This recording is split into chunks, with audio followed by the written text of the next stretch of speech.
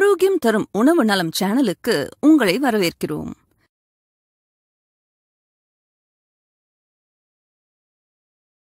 நாம் இன்று காய்கறியை எவ்வாறு கழுவுவது என்பதை பற்றி பார்க்கலாம்.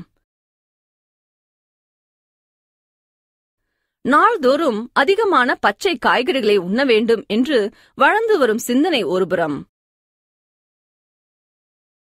அதிகரித்து வரும் பூச்சி இனங்களை கட்டுப்படுத்தி அதிக மகசூல் பெற்று லாபம் ஈட்ட வேண்டும் என்ற விவசாயியின் சிந்தனை மறுபுறம். இவை இரண்டிற்கும் நடுவில் பெருகி வரும் விஞ்ஞான உலகின் கண்டுபிடிப்புகளாக புது புது பூச்சிக்கொல்லிகள் வந்த வண்ணம் உள்ளன. இப்பூச்சி மருந்துகள் காய்கறிகளின் உட்புகுந்து நம் உடலிலும் கலந்து பல வகையான கொடிய வியாதிகளை ஏற்படுத்த வாய்ப்பு உள்ளதா? அப்படியெனில் என்ன செய்ய வேண்டும்? பூச்சிக்கொல்லிகளில் பல வகை உண்டு. நம் நாடு பூமத்திய ரேகையின் அருகில் அமைந்துள்ளதாலும் அதிக உஷ்ணநிலை இருப்பதாலும் இங்கு வளரும் பூச்சிகள் அதிக தற்காப்பு திறன் கொண்டவை, சீக்கிரமாக வளர்ந்து பரவக்கூடியவை. எனவே இங்கு பயன்படுத்தப்படும் பூச்சிக்கொல்லிகள் ஏனைய நாடுகளில் உபயோகிப்பதை விட சக்தி வாய்ந்தவையாகவும் அதிக நாட்கள் செடிகளில் தங்கி பயிர்களை காக்கக்கூடிய தன்மை கொண்டவையாகவும் உள்ளன. நம் நாட்டில் பயன்படுத்தப்படும் பூச்சிக்கொல்லிகள் ஆர்கனோகுளோரின் வகையை சார்ந்தது. உலக நாடுகளில் பலவிதமான பூச்சிக்கொல்லிகளுக்கு தடை விதிக்கப்பட்டுள்ளன. ஆனால் நம் இந்திய நாட்டில் விவசாயிகள் பல தரப்பட்ட பூச்சிக்கொல்லிகளை பயன்படுத்துகின்றன. அவை டிடிடி, பிஎச்சி, ஈன்டரின், ஆஸ்டரின் போன்றவை.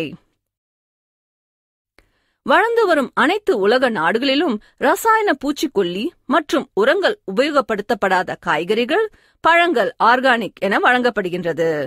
அவற்றுக்கு 3 பங்கு விலையும் தரப்படுகின்றது. ஆனால் இது நம் நாட்டில் சாத்தியமில்லை. ஏனெனில் நம் நாட்டில் பூச்சிகளும் பலவிதம், அவற்றின் சக்தியும் அதிகம். எனவே விரைவாக அவை பல்கி பெருகிவிடுகின்றன. அப்படியே வந்தாலும் பயிர்களின் மகசூல் மிக குறைவாக இருக்கும். அதனால் விலை மிக அதிகமாக 10 மடங்குகள் வரை இருக்கும். எனவே நம் நாட்டில் பூச்சிக்கொல்லி உபயோகத்தை குறைக்க முடியாது. ஆகவே நாம் உபயோகிக்கும் காய்கறிகளில் பூச்சிக்கொல்லியின் திறனை எவ்வாறு போக்குவது அல்லது எஞ்சிய பூச்சிக்கொல்லியின் நஞ்சை எவ்வாறு நீக்குவது என்பதுதான் மிக மிக முக்கியம். இதனை கண்டறிய ஓர் ஆராய்ச்சி மேற்கொள்ளப்பட்டது. அதில் அனைத்து காய்கறிகளையும் வெவ்வேறு முறைகளில் சுத்தம் செய்து பின்னர் அவற்றில் உள்ள எஞ்சிய நச்சுத்தன்மையை கணக்கிட்டு பார்த்ததில் கீழ்கண்டவாறு கண்டறியப்பட்டது. அதாவது 5% உப்பு கரைசலில், அதாவது சோடியம் குளோரைடில் காய்கறிகளை 5 நிமிடங்கள் வரை கழுவியதில்தான் அதிகபட்சமாக எஞ்சிய நச்சுத்தன்மை குறைவாக காணப்பட்டது.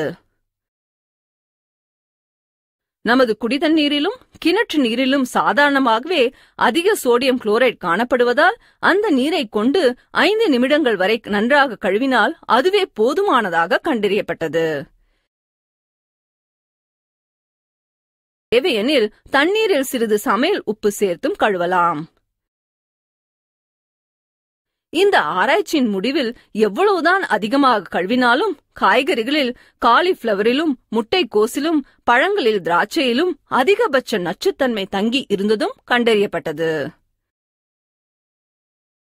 இனி வரும் நாட்களில் அதிகமாக பச்சை காய்கறிகள், பழங்கள் உண்பவர்கள் அவற்றை நன்றாக நீரில் கழுவிய பின் அவற்றை உண்ண பூச்சிக்கொல்லியிலிருந்து வரும் நச்சுத்தன்மையை தவிர்த்து பச்சை காய்கறியில் பொதிந்துள்ள நன்மைகளை பெறலாம். எங்களது இந்த பதிவு பிடிச்சதுன்னா லைக் பண்ணுங்க. இது பிறருக்கு பயன்படணும்னா ஷேர் பண்ணுங்க.